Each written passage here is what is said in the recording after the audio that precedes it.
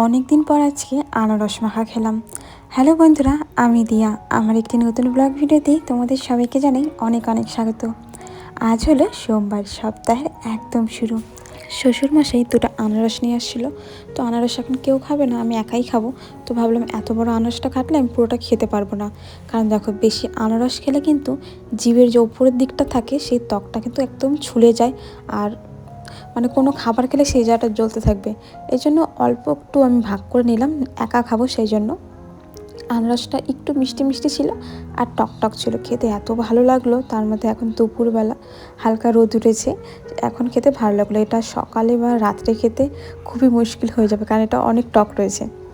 তো আমি লবণ আর একটু শুকনো লঙ্কার গুঁড়া দিয়ে খেলাম।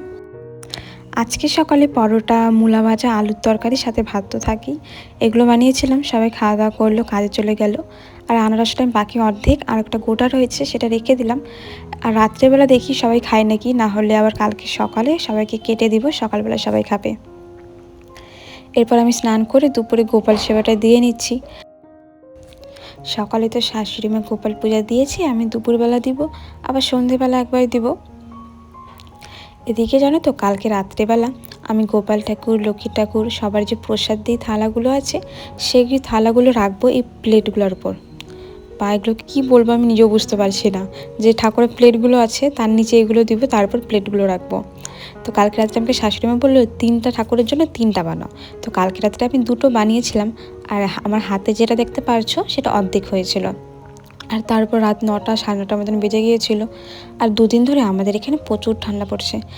5টা বাজলেই ঠান্ডাটা যেন একটু বেশি করে পড়ছে, আর 9টা বাজলে তো হয়ে গেল, আরও ঠান্ডা লাগছে। তো আমি বললাম যতটা হয়েছে থাক, কালকে সকালে আমি লাস্টে যে লাল ডিজাইন আছে সেটা করে দেবো। এরপর ধুয়ে দিয়ে তারপরে এটা পূজার জন্য আমরা ব্যবহার করতে পারবো।